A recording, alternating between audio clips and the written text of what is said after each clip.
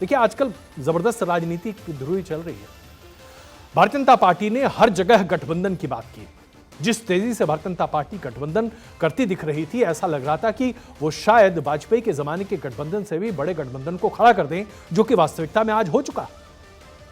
ऐसे में पंजाब में भारतीय जनता पार्टी ने जब यह निर्णय लिया कि वो खुद पंजाब में अपने दम पर चुनाव लड़ेगी, तो अच्छे लोगों ने सोचना शुरू किया कि आखिरकार ऐसी क्या मजबूरी थी, ऐसा क्या हुआ कि पंजाब में भारतीय जनता पार्टी ने यह तय कर लिया।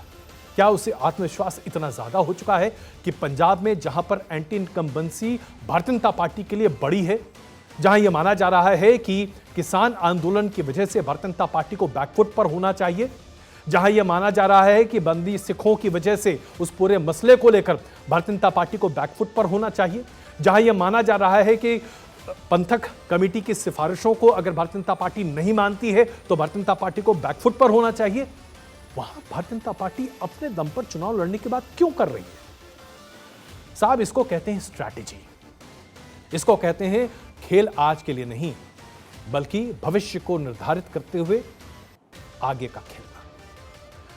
भारतीय जनता पार्टी में आज एक से एक अच्छे बड़े नेता हैं जो खुद उनकी अपनी पार्टी के नहीं हैं, लेकिन इंपोर्टेड जरूर हैं, लेकिन भारतीय जनता पार्टी के कलेवर में।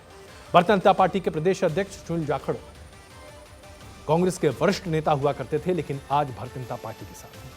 उन्होंने कहा है कि भारतीय जनता पार्टी अकेले चुनाव लड़ने जा रही है।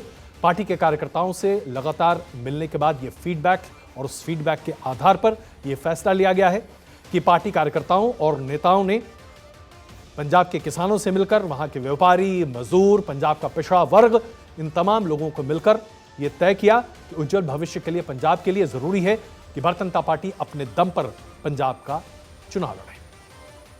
ये बातें कहने के लिए तो बहुत अच्छी लगती हैं, लेकिन जो हम बातें आपके सामने रखना चाहते हैं वो बहुत महत्वपूर्ण है। सबसे पहले याद कीजिए, शिरोमणि अकाली दल के साथ 26 साल का गठजोड़ भारतीय जनता पार्टी का था। यह गठजोड़ 2020 में किसान आंदोलन के वक्त खत्म हुआ। अकाली दल किसान आंदोलन के समर्थन और कृषि कानून के विरोध में थे, इसलिए उन्होंने एनडीए से अपने आप को अलग किया। लेकिन आज अकाली दल ने तय कर रखा है कि वो किसी भी सूरत में भारतीय जनता पार्टी के साथ सहयोग नहीं करना चाहते। उन्हें ऐसा लगता है कि भारतीय जनता पार्टी के साथ सहयोग करने का मतलब है कि अकाली दल अपनी जगह पर नहीं खड़ा हो पाएगा। इसके बावजूद भारतीय जनता पार्टी ने अकाली दल के साथ एक लंबी बातचीत की। बातचीत का दौर लंबा चला। अकाली दल का मानना था कि वो 13 में से 9 सीटों पर खुद अपने उम्मीदवार खड़े करेगी और 4 सीटें शायद वो भारतीय जनता पार्टी के लिए छोड़ने को तैयार थी। लेकिन इसके पहले जरा भारतीय जनता पार्टी की स्ट्रैटेजी देखिए। भारतीय जनता पार्टी के पास पूर्व मुख्यमंत्री कैप्टन अमरिंदर सिंह हैं, उनके पास सुनील जाखड़ हैं, उनके पास मनप्रीत बादल का गठबंधन उनके पूरे पक्ष में है। उसके साथ साथ कई और नेता हैं, परनीत कौर हैं, और भी कई नेता हैं जो कि भारतीय जनता पार्टी में आज शामिल हो चुके हैं कांग्रेस के दामन को छोड़कर।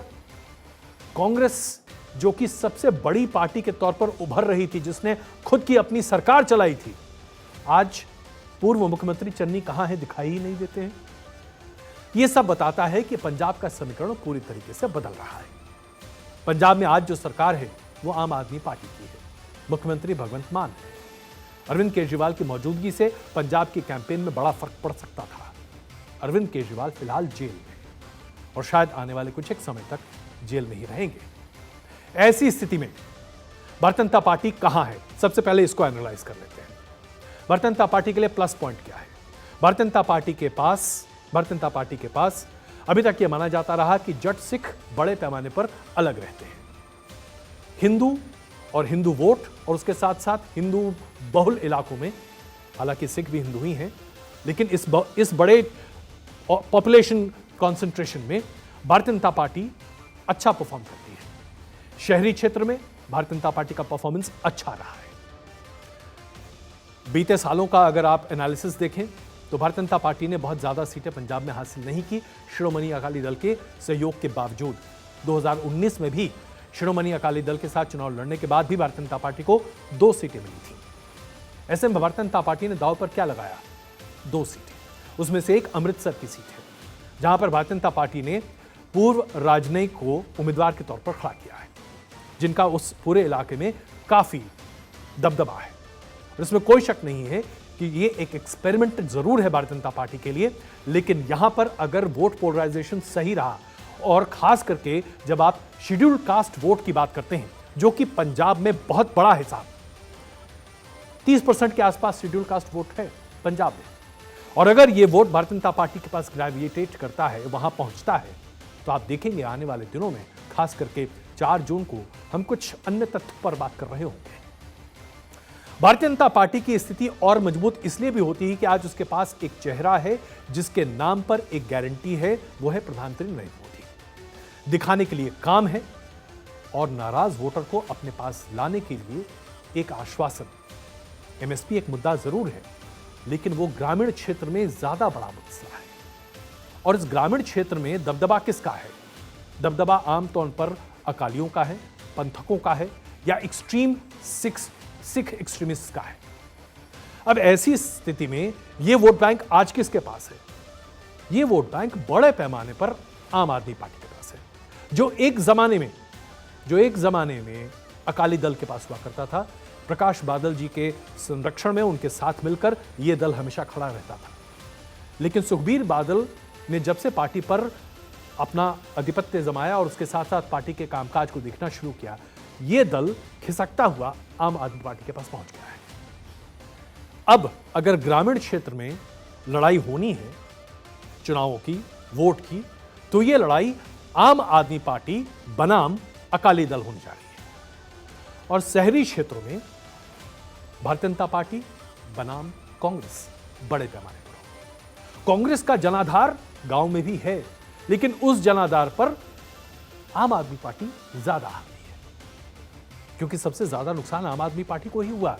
अगर आप विधानसभा की स्थिति को भी देखें तो ऐसी सूरत में जहां 4 पार्टियां अखाड़े में हैं, ऐसी सूरत में हमेशा आप देखेंगे रूलिंग डिस्पेंसेशन को ज्यादा फायदा होता है।